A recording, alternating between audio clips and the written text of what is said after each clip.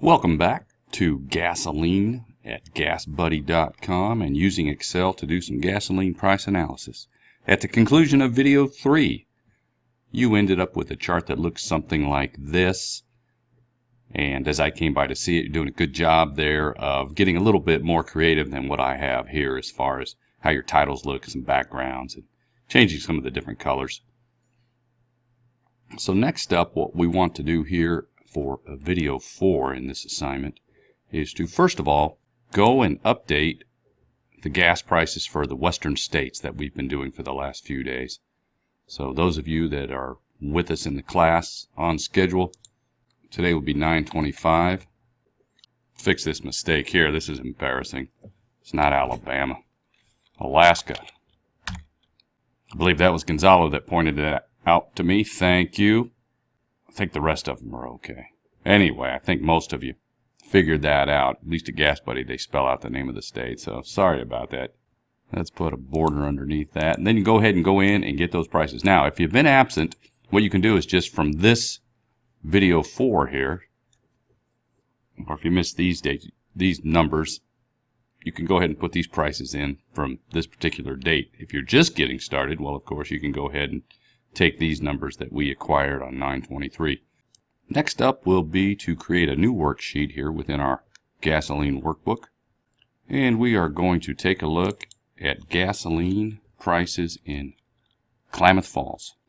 And we could call that Klamath Falls prices. And then we can head over to gasbuddy.com.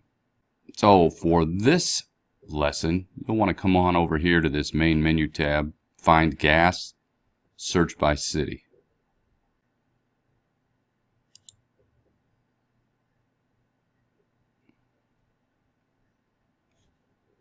And we'll select Oregon.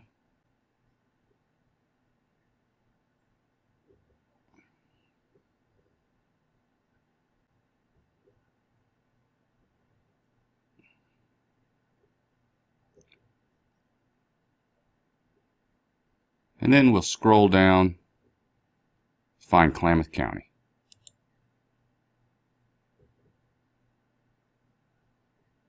Klamath Falls.